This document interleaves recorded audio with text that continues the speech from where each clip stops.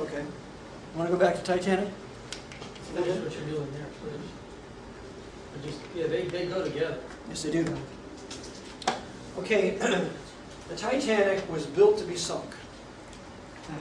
It was built in a Protestant port in Northern Ireland by the name of Belfast.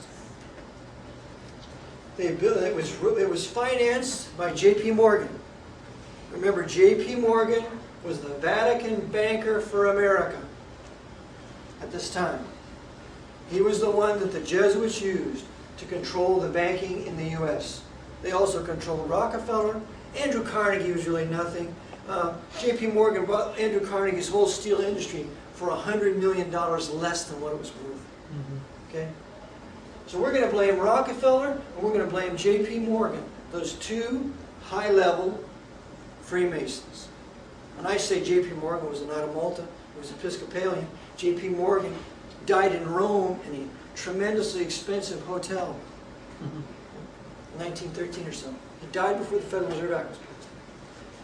So the Titanic was built and financed by J.P. Morgan, the White Star Line. He controlled all the ships, the Olympus, the Titanic, and one other one. Britannica. Britannica. Thank you. Well, Britannia. Britannia. Britannia. Titanic is the encyclopedia. All right, whatever. Okay, so what happens is they built the Titanic to be sunk. It only went out on like an 8-hour maiden voyage and brought it back real quickly. It was not seaworthy. Okay.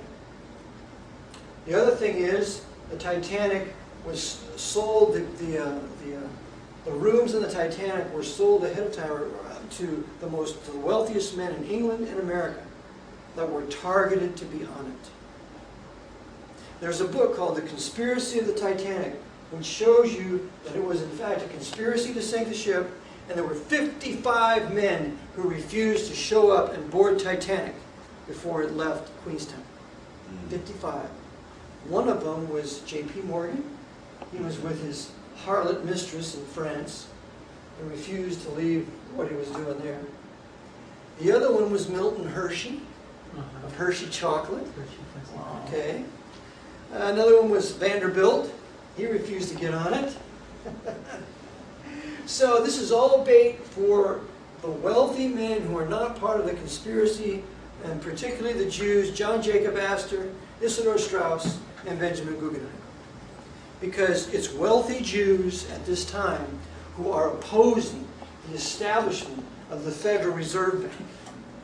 And in a particular book called Morgan Financier by a lady, I can't remember her name, Morgan Financier.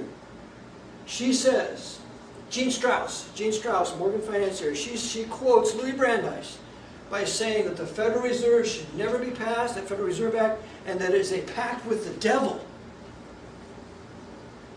So here's a Jew who's a Supreme Court justice opposing the establishment of the Federal Reserve Bank. And his close friend is John Jacob Astor, who's on the ship and the wealthiest man on board. Right? Isidor Straus, he's the head of Macy's in New York.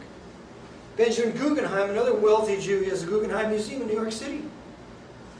These Jews were all against the establishment of the Federal Reserve Bank because they knew it would be controlled by the Vatican. We're never taught that. So as a result, all these guys get on the Titanic, and Jesuit Temple Coadjutor Edward Smith, with his first mate, and others, are there with the Jesuit for a day and a night, and the Jesuit, whose name is Francis M. Brown, who was sent by his uncle, who was the Bishop of Queenstown. And Francis M. Brown has another brother who's a Jesuit. And he was given a camera to take picture of all the targets on Titanic. And so for a day and a night, Francis M. Brown takes pictures of Astor and Guggenheim and everybody on board first class, so that after they sink the ship, they can process the pictures and have a party. Because now we just eliminated all of our adversaries. You mean to tell me that Francis M. Brown deliberately sailed into an 80 square mile field of icebergs? Yeah. Absolutely. Absolutely, because you see he's under oath. He's under the Jesuit oath. That I do promise and swear to kill all heretics. Either use the poisoned cup, the flagellation, the knife, the steel of the poniard, the leaden bullet, or the strangulation cord, as I am directed to do by my superior of the holy faith, of the holy society of Jesus. They're all under oath. All the ship, all the guys on the ship, because you see, there was a strike in England, a shipper's strike, and the guys who were normally going to be on the Titanic were on strike. So the Jesuits took their guys and put them on the Titanic. And Edward Smith was a Jesuit coadjutor for years. And there was another guy, McElroy, his brother was a priest. They're all there ready to kill everybody on that ship because it is for ad majorem Dei gloriam, for the greater glory of God. Including themselves. Including themselves. Baptism of blood.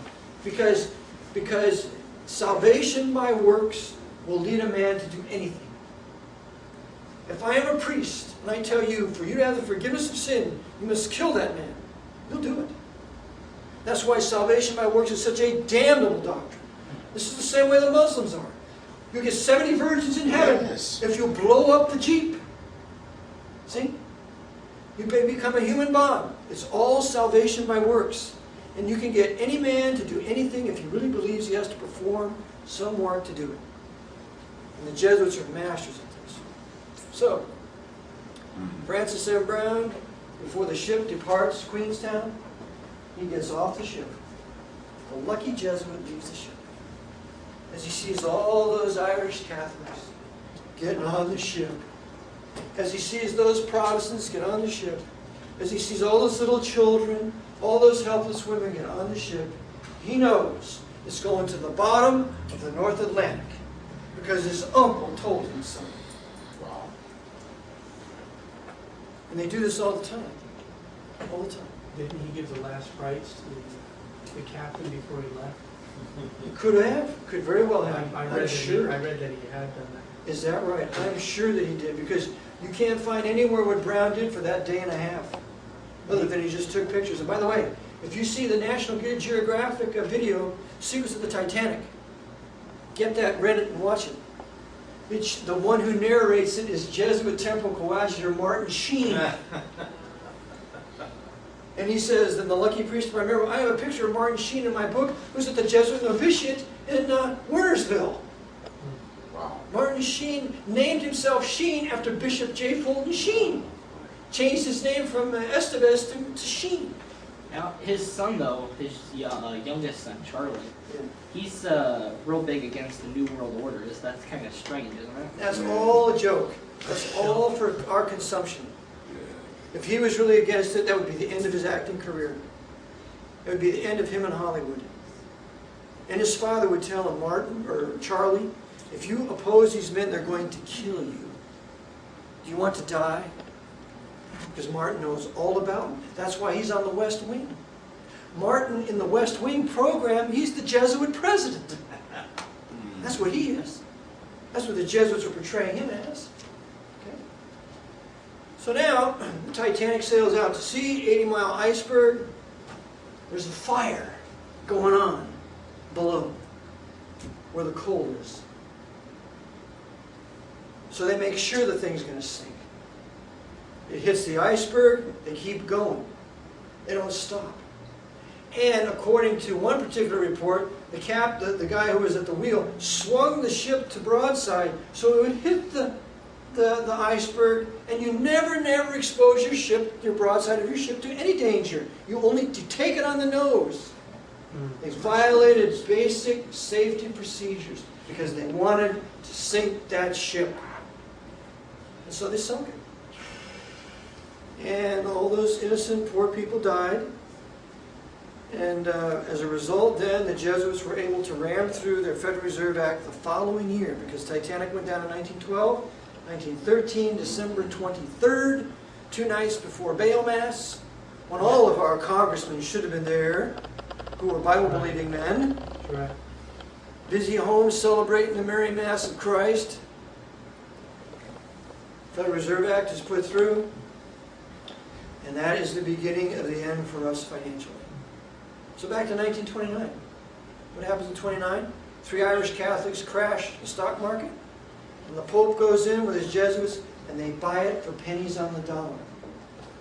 Now the Vatican has our entire industrial complex in its pocket, so that it now can extend credit out of thin air from its Federal Reserve Bank to all the military industrial contractors, Boeing, Lockheed, McDonnell Douglas, Chrysler, Ford, all of them, so that they can have huge military contracts to not only arm the U.S., but they're going to arm Germany and they're going to arm Russia.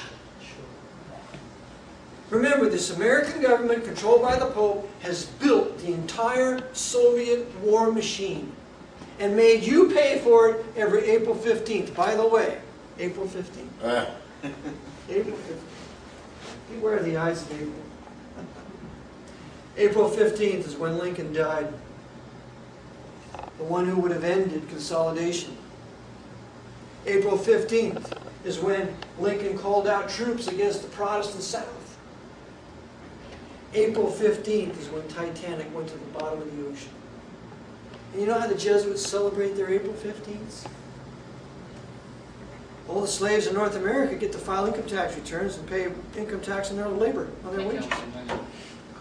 They get to fill out a 1040. They get to fill out a 1040. Which was an extension of the 1040 bonds that Lincoln established to finance part of the Yeah, is that right? 10-year, 40-year bonds. The 10-year, 40-year bonds. Wow. Just a coincidence. Isn't it? So that's what they've done. And so the Jesuits have a big hearty har laugh about that. Look at all the lemmings running to the IRS to file their tax returns every April 15th, and I'll bet they don't even know the IRS is a private corporation. I bet they don't even know that the Federal Reserve is a private bank. All those idiots think it's part of the federal government. They laugh at us. They think we're fools and idiots. And for the most part, they're right.